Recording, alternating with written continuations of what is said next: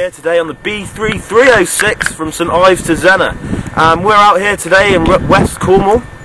We're trying to investigate and trying to find out if Cornwall has lost its roots as a rustic Celtic nation.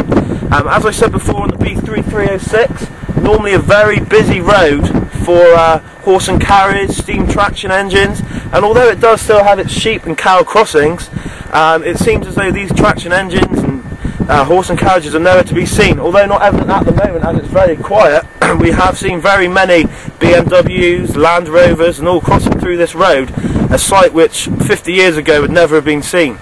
So yeah, this is basically the start of whether Cornwall has lost its identity. Okay.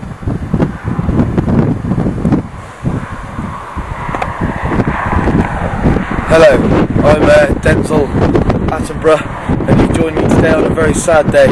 Yes, what you just saw was the remains of probably the last cow that's crossed this field. You see, 50 years ago, the field and the hills would always have been graves for cows, goats and sheep. But now there only seems to be remains of their cow dung. At the moment I'm quite distraught. Hello, I'm Cecil Partridge. I'm going to give you the lowdown on Zena, this beautiful, picturesque town. As you can see, the main road, the main road into Zena. It's latest added to this town in 1920, the biggest road in Cornwall. Now, before there was Truro, there was Zena. It was the heart and soul of this very county. As you may know, Truro has a cathedral. That was second to none to Zena Cathedral.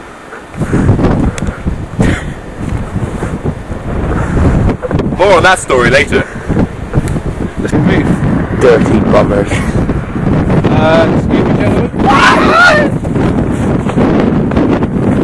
Yes, and here we have the famous assing place of Zena. You've heard of Big Ben in London? This is the assing place of Zena. Hello, I'm James Rosilla, and you join me here in the Tinner's Arms with the lovely Charmy and Kennan, and we're just going to ask a couple of questions about Cornwall and its identity, okay? Charmy, and you're from London, is that correct? I am, right. Yeah, okay, and you've been coming down from Cornwall for a number of years now? A number of years, well, since, when did we meet? 1944. It's a long time. So since 1944, Charmy's been coming down to Cornwall, and do you feel as a county itself, Cornwall has differently to England? Yeah, so. Yeah. Especially West Cornwall. Yeah.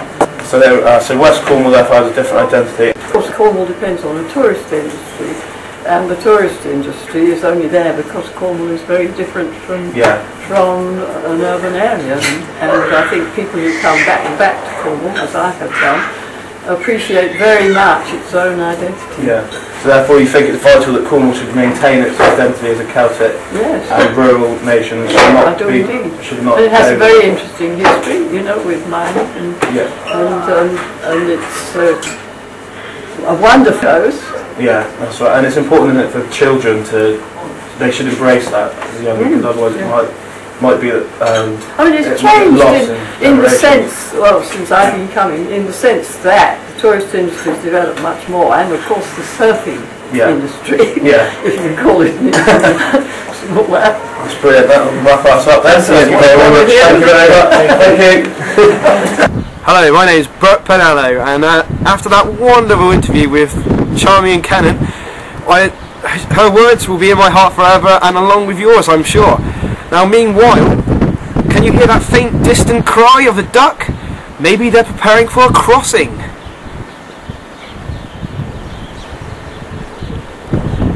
How did we get away with that last interview? I will never know. I'm Cecil Partridge. Earlier, I showed you the delights of Zena, but now I have a very sad and disturbing story. Many of today have heard of the internet, the telephone. Very common, you might think. Not down this far. They advertise by writing on their roof.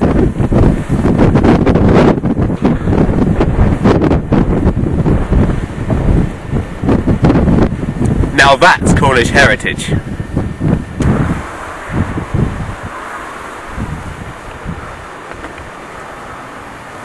Hello, and I'm Bert Penhallow. I'm here to show you these these relics from 2 years ago that once powered this whole area. But now bloody Tesco's and St Berrien has spoiled that all, and now these are just hotspots for dogging. Hello, and my name's Denzel Attenborough. And I'm here to talk about mines and mining equipment. As you can see, I'm stood inside of a mining equipment truck thing that carries coal all the way down to the coal mines. It's great fun being in here, but it is a little windy. As you can see, my vest is blowing all over the place, and it has also made it almost impossible for us to hear me, so I've actually had to be dubbed by some idiot. I love Cornwall so much. It's one of my favourite places to be. It's amazing. I love it more than bread, which is a lot. My jacket, it's amazing. I got it from a golf tour. I won that. Flags, look at the flags. They're brilliant. Look, Cornwall flag, better than the UK one. Brilliant. I'm the bloody best. Hurrah! All its social epicentre, and as you can see, there's some amazing acts coming up here. For those of you who can't read so well, this is a Neil Diamond tribute band here on Saturday the 12th of January from 8 PM onwards. All are welcome, so please, if you're free, make an effort, come down to St Just. A great night to be had by all, I'm sure. At St Just Parish Council Church, I'm here with Cecil Partridge, and we've managed to stumble across a local delicatessen known as the Cornish pasty. So Cecil here has a Cornish pasty, and I'd just like to ask you a few questions on the pasty, if possible. Certainly. So on the crust, as you can see there, what was that originally designed for? Now the crust was originally used for the miners with their dirty hands. After working hours in the mines, they get all dirt and miney black stuff on their hands, and they don't want to be eating that, do they? So they grab all the pasty like so they didn't actually eat this crust part, and they would throw the crust away. Or I've heard rumours that the little boys in the mine used to eat the crust, because they're, you know. Okay, so these were designed for the miners. Yeah. So they would have a big thing, just meat. Was it always meat, or was there anything else? Oh no, far from it. Really? Yes, really. Elaborate. This pasty was a meal in one.